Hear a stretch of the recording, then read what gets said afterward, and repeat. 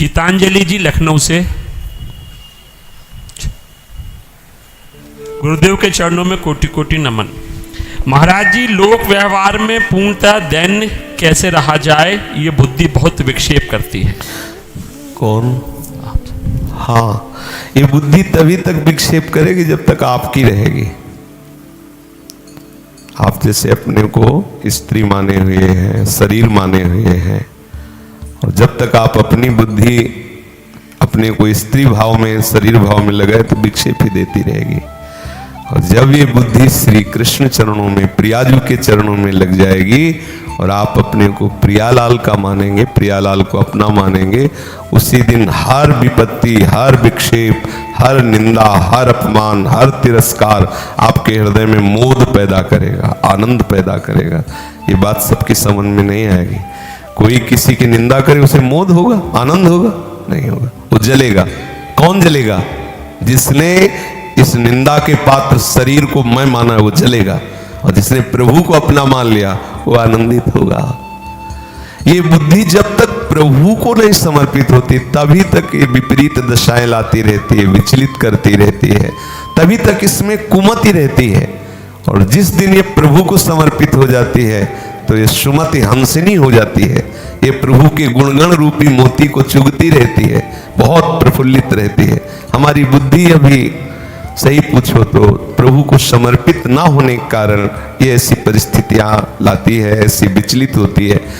व्यवहार में दैन्यता तभी आ सकती है जब हमारी बुद्धि प्रभु में स्थित होगी। जब प्रभु में स्थित होगी तो सब प्रभु ही हैं, ये दर्शन होगा। और अपने प्रभु के सामने दैन्य नहीं होगा तो अभी फिर उसकी सेवक भाव की पुष्टता कैसे होगी? इसीलिए हमने देखा है महापुरुषों को बहुत दैन्यता, बहुत दैन्यता, क्योंकि जिसको देख रहे हैं सामने इष्ट को देख रहे हैं। आप बुद्धि लगानी नहीं, क्योंकि बुद्धि लग चुकी है तो जिधर दृष्टि जाती है उधर दिखाई देता है प्रभु ही प्रभु, जिधर प्रभु, बहुत प्यार से, बहुत दैन्यता से। अब जिनकी बुद्धि माया में लगी हुई वो कहेंगे कि हम दबने वाले नहीं।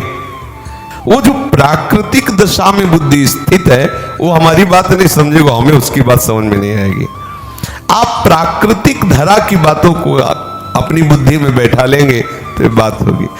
अच्छा, अपनी दांत से अपनी जबान कट जाती है, आप कहां रिपोर्ट लिखाते हैं? अपने हाथ से अपने चोट लग जाती है, आप किसको रिपोर्ट? बोले वो तो मेरा हाथ है ना। तो ये मेरापन इतने में क्यों रखा? और फैलाओ, और फैलाओ। उदार चरितानाम वसुधैव कुटुंबकम, संपूर्ण संसार मेरा हो गया। अब अपने हाथ से ऐसे मारा जाए तो क्या होगा? अच्छा, छोटा सा अपना बच्चा होता है, ऐसे दाढ़ी पकड़ के और घसीटता, पापा कह के ऐसे थप्पड़ मारता है तो उसको सुख मिलता है। और दूसरा कोई आके एक बाल में भी हाथ लगा दे तो उसके हृदय में तुम हमारी, वो अपनी शान शौकत समझता है। ये दूसरा भाव ही हमें दैन्य नहीं होने दे रहा।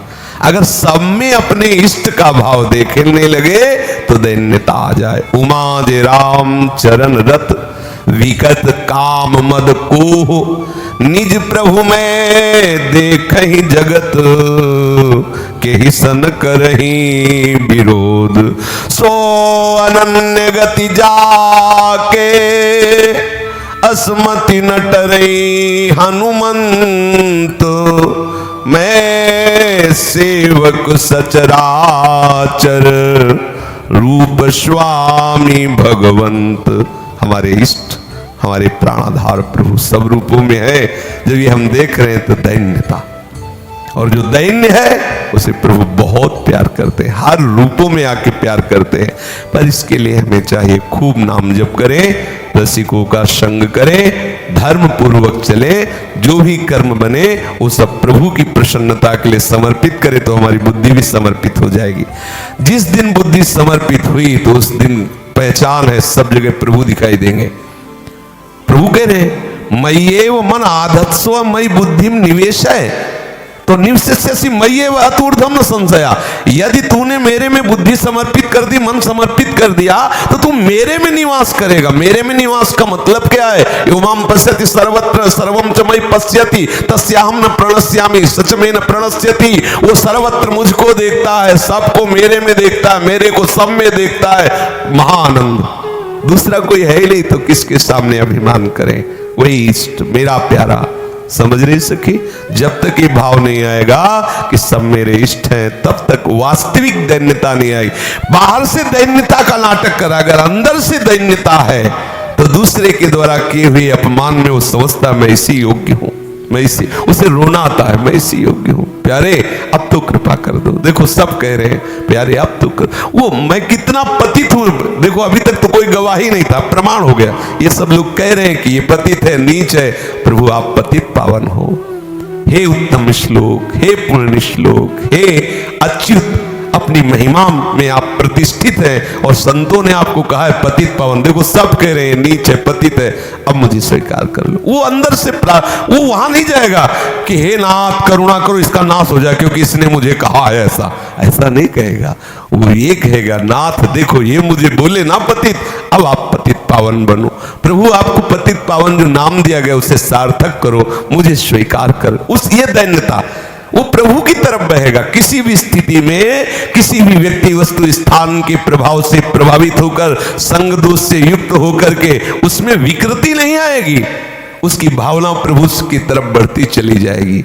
जिसने प्रभु को अपना मान लिया है, अपने को प्रभु का मान लिया है, फिर कहां विकृति? विकृति की गुंजाइश तब होती जब हम अपनी सत्ता मानते हैं, जब माया की सत्ता को सत्य मानकर सुख दुख अच्छा बुरा मान लेते हैं, फिर विकृति आ जाती है।